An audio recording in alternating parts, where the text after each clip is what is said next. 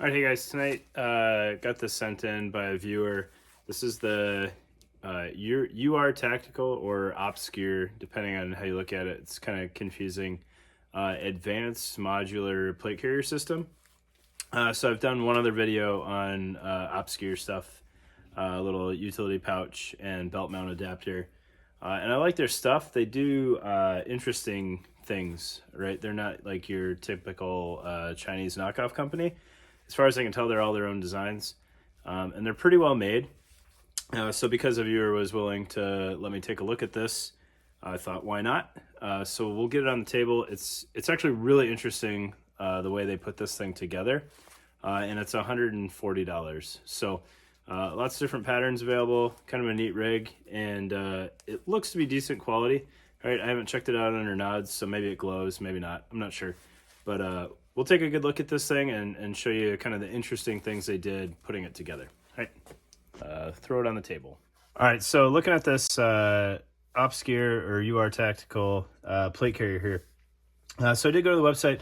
I read about it, which I'm more prone to do when somebody mails me something, just so I have a better idea what I'm dealing with. But as far as I can tell, it's your front bag, rear bag, cummerbund, and a placard. The verbiage on the placard is a little confusing. It may come with some sort of hasty chest rig harness. I'm not 100% sure. It says you can use this as a standalone chest rig with provided webbing, I think was the verbiage. But I don't have that here, so I can't say for certain. But it is a fairly normal Molly placard. All right, so it's also in Multicam Tropic here, which doesn't show up on the website right now, so I don't know if that comes and goes, but they have a good number of patterns available. And Obscure is one of the better businesses out there for some of your more obscure patterns. All right, so they've got AOR1, AOR2. If you're working on one of those kits and trying to round out some odd pieces, and then they've got some of the Cryptek stuff too, I think. All right, so looking at the front bag first, you'll see it's all laser cut Molly. All right, seems well done. The stitching seems pretty solid. The material feels really good. It doesn't have that kind of older, junky Chinese Cordura knockoff feel, which I think most of the Chinese companies these days are at least using real fabrics. But I'm sure there's some out there that still aren't. So this feels like it's got some decent fabric on it. The Velcro all feels good. The buckles look good. So I'm not too concerned about the quality here. All right, so full laser cut Molly feel. It's actually kind of got a lot of chest Molly there, which is interesting. And then it's got adjustable ride height for the side release buckles here. So, using their placard, you run the bottom setting. If you had some goofy like shortcut AR mag placard or something like that, or pistol placard, I don't know why you would do that, or maybe like a shot shell thing, you could bring it down another level potentially and have it still flush with the bottom. Or if you had some giant behemoth, I don't know, like UMP mag thing or something, you could raise it up one so you have a higher placard mounting. Or AK mags, you could probably do that. So maybe one of the like the parachuter gear AK placards, you might want to raise that up a little bit. Okay. No admin pocket to speak of, and the shoulder straps are sewn in there fairly well. Not bar tacked, but it looks pretty solid. I wouldn't have too many concerns about that working itself off. And then what's interesting is the way they did the plate pocket on here. I'm not a huge fan of it, but it's a one size fits all rig. So it's one of the better ways of doing that. I'm always a little hesitant when I see one size fits all plate carriers because I've never seen one that I really care for. London Bridge did one of their 6094s in an all size, and it worked. It had a Velcro portion on the bottom that could raise the plate all the way up to the top of the plate bag, so they rode high enough. But then you had this goofy, depending on what size plates you had, like 2 inches at the bottom of the plate bag that were just completely unsupported, and it got real weird for mounting stuff there. So this is one of the better ways of doing it. It's got this vertical band here with Velcro, plenty of Velcro continuity there.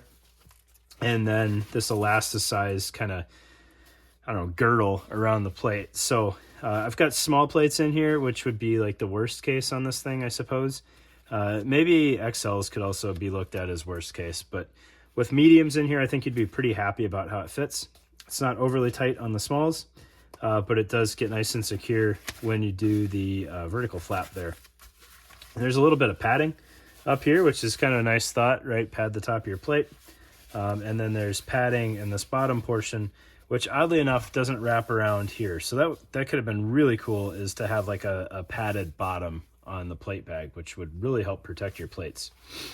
As far as environmental exposure, some people get all weird about laser cut stuff or open plate pockets. I don't know. I don't really care. It's going to air out faster than a sealed plate bag, which is probably healthier for your armor in the first place. But some people get real wonky when their plates are exposed to the sun or something like that.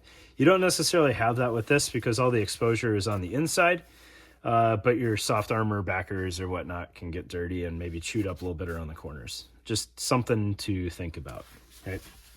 The way they did the shoulder straps on here is kind of interesting. So you've got hook on top of the front, or on the inside of the front shoulder strap there. And then when it ties in to the back plate bag here, you've got these straps which have built-in padding. All right, so you wouldn't need shoulder pads on here. They're already built into the straps, which I don't know if I've really seen too many companies do that. It's kind of a neat approach to getting some padding in there and cutting down on bulk, right? Because you don't have to have a separate pad. And then you've got some fairly generous straps here. So if you wanted to do some comms routing or something like that, it's kind of built in, but you could also add aftermarket pads if you really wanted better routing options. The closure on the back plate pocket is done exactly the same as the front.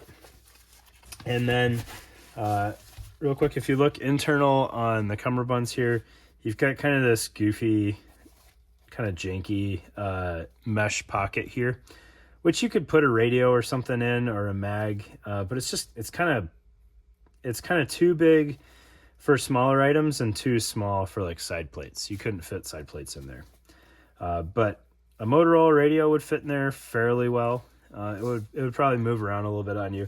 Bofang would be way too small for this thing, and I don't think I'd run an M4 mag in there. But if you're doing 308 mags on here, I think that would work out pretty all right, especially if you had one of the 30 round Magpul mags. You'd get enough height that you could actually get it out of there, and the width would fill up the pocket pretty nicely. Right. Exterior of the cummerbund is all laser cut, which is sweet. Love laser cut stuff. And then the cummerbund mounting is kind of the last really strange part on here. So you can kind of see it. You've got these wings on the rear plate bag, which is all laser cut as well. And then the cummerbund has these two kind of molly straps on it. I don't know if I can pull this out of here. There we go. So it's like a tuck tab with Velcro reinforcement at the bottom there.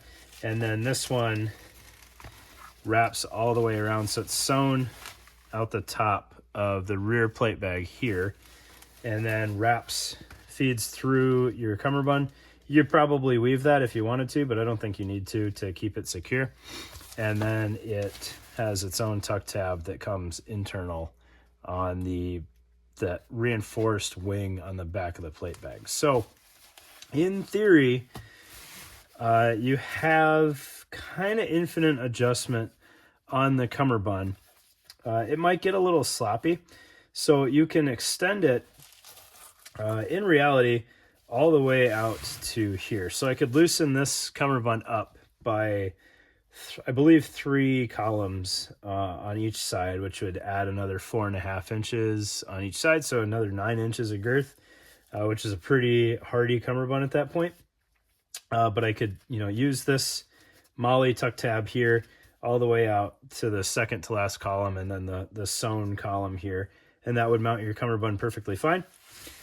Or you could go the other direction, and you could overlap the cummerbunds all the way so that this fixed mount is right here on, you know, the last usable column of moly, which would give you about a, I don't know, 6-inch total cummerbund, or I'm sorry, about a probably 8-inch cummerbund between the two sides, which would be comically small. Like nobody would need it that small. So it should fit, in theory, any remotely normal size human being, down to somebody that was borderline 2-dimensional and a pretty thick boy.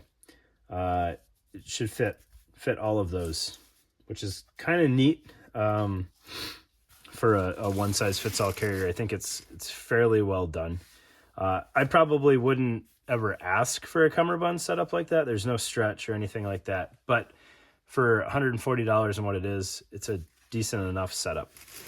And then you've got a Velcro tethered drag handle up here. So, you know, if you were feeling squirrely and you wanted a name tape there, you could do that, and that would keep your drag handle deployed. Or if you want it flush, you just secure that down. But it's got nice full moly field on the back. You've got 6 columns all the way across, which is pretty hardy. This last little column here is not reinforced by a plate behind it. So if you had some XL plates, you might get some nice backing there. On these smalls, that's where it folds down, which is pretty typical of a plate carrier. You get 4 usable columns up top, and then very quickly 6 below it. What I've said in the past, what I really like about laser cut is you're not locked in to the traditional every other like you are with sewn moly. So if I want one pouch really high, I can mount it all the way up here, and then if I want one a little bit lower, I can go just 1 inch down. I don't have to take a whole 2-inch step down. So you have more options on laser cut moly, which is one of the reasons I'm a big fan of it, as well as being able to route things. So if you had a cattail antenna, you can just run it internal on the plate bag and keep it protected, and then bring it back up on the other side by using the laser cut moly there. So if I didn't have a pouch up here on the top corners, I could drop my antenna down there, and then it's completely protected by the plate bag, and I'm not going to mess with it with any other pouches that I thread on, it going through the same slot, which is kind of nice, right? Just double checking on the cummerbund here. You don't have any other internal options. You could potentially set this up so you had back mounted radios on the back plate bag, and then the cummerbund going over top of it, which would add some protection to the radio, keep it a little less floppy. That's kind of neat. It would have been really cool to see those wings on the front plate bag too. I'm a big fan of wings coming off of plate bags, as I've mentioned before. But it's there on the back, and you could use it for something. Potentially, if you had... I doubt you would be buying obscure plate carriers and running something like a MPU-5 or a Harris 163 if your employer hates you. But you could run one of those real thick boy radios on the back there, and it's got a nice reinforced feel to it, so it's not going to flop around nearly as much, plus with the cummerbund over top of it.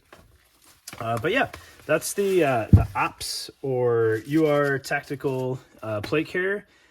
Now that I've had my hands on this thing and I see their quality of work and the quality of materials, I'm much more inclined to give one of their large built-out chest rigs a try. So maybe I'll hop back on the website and see how much those are running, and find one of those in some goofy, obscure pattern that I can't get elsewhere. And we'll do a review on a obscure plate or chest rig. So thanks for your time, guys. If you haven't checked out UR Tactical, do it. They've got some kind of unique things out there that nobody else is making. And they're kind of one of the more tolerable Asian-based companies, in my opinion, because it's not purely replica stuff. They're making their own designs. So thanks for your time, guys.